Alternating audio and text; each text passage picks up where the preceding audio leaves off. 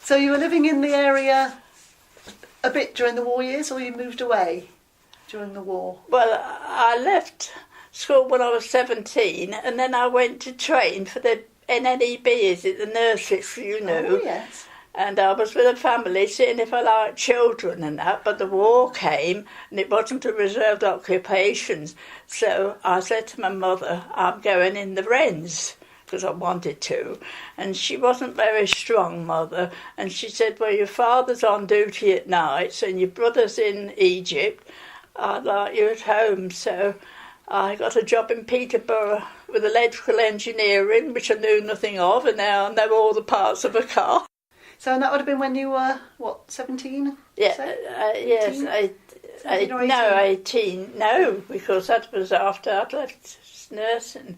Yes, I'd been 18, 19 or 20. So would that have been a job that, if it wasn't the war, men would have been doing it? Yes. And so you were doing the work because the men were off? Yes, so I was excused, but they wouldn't call me up, you see. Yeah. So I know dynamo starters, electric pumps and distributors. I can tell you the contact set number now and to the condensers, but it was all Morris 8 in those days. Oh, yeah. They were very popular. That must have been very unusual then for women to go and do that sort of work. Well, I didn't mind. They didn't used to before. I never go at anything. I was sporty. My brother was serious, knowledgeable. And Did the war affect things like what you ate or what you did for sort of entertainment or anything like that? Well, we used to be entertained by the British Legion. Yes, I've got the book in there now because I'm an honorary member. Yes, the British Legion used to do parties and then activities in Wansford. So that was your wartime? We had British Legion. I know Daddy dressed up as a Santa Claus one year. So during the war then, I expect your family was quite well off in terms of food, because if you got your own milk and butter and so on, you weren't affected by the rations. Yes, we were very fortunate in that way. Yeah. So I suppose in the village, back at wartime, the butcher's was one of the shops that was there at the time, wasn't it? There were probably a lot more shops there. Opposite the paper mills, you know those big windows in that building? Yeah. That was the grocery shop. Mr. and Mrs. Mould. That was a lovely shop.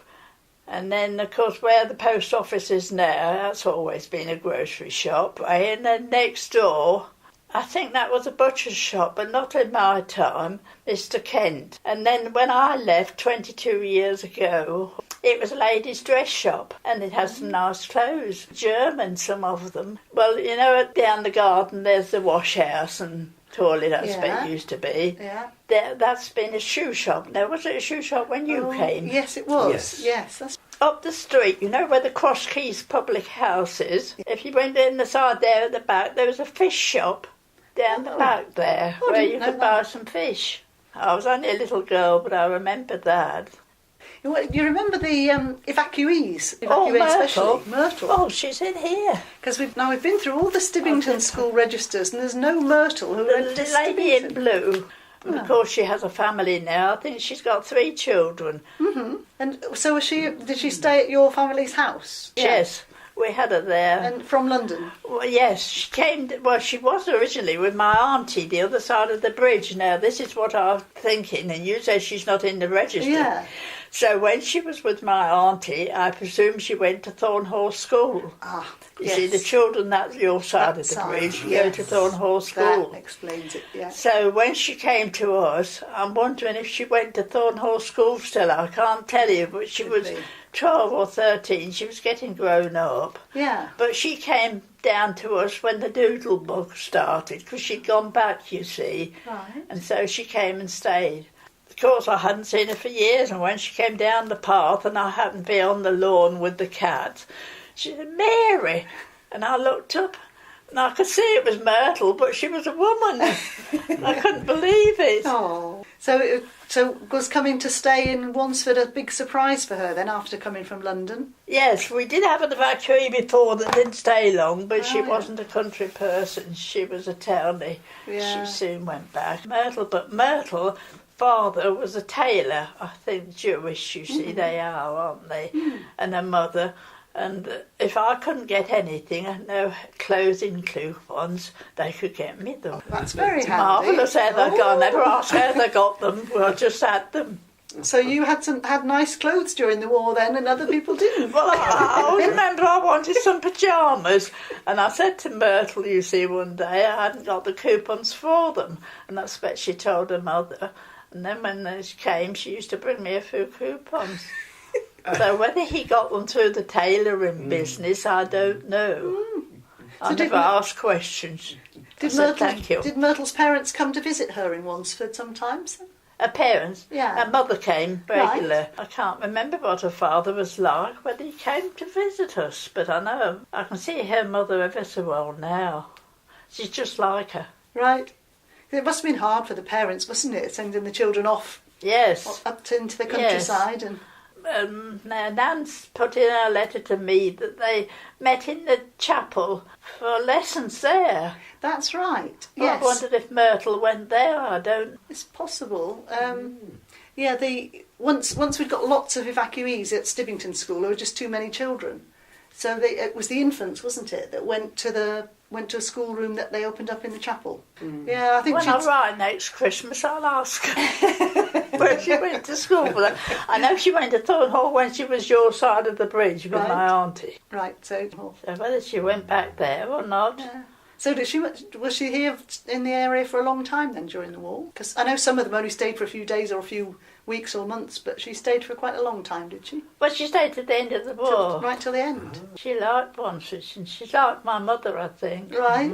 And Auntie and Daddy, they all made a fuss of her. But it must have been a very different sort of life for her here. And I've got her brother, because when he went back, some lovely photos. That's Harold Rosenberg, evacuee, 1946 that was taken.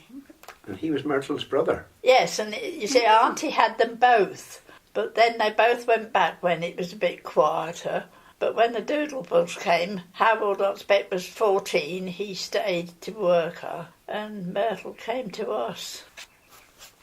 I shook the village rather, because I went with a German prisoner of war. Oh! He's here, Ernst. And then when I look back, I think he's the one I ought to have married, really. Oh! But I was too fussy. We were rationed with everything. You won't remember, well, I know you don't. Well, I do.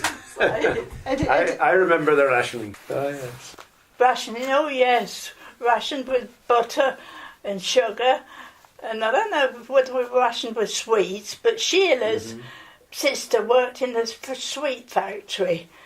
For a well-known sweet now, you'd know the name, I'm forgotten. Yeah. And they used to bring us such a lot of sweets. This is Sheila the evacuee? Yes. Yes. Her sister worked in this sweet factory, and I think she had a lot of jelly babies. Right.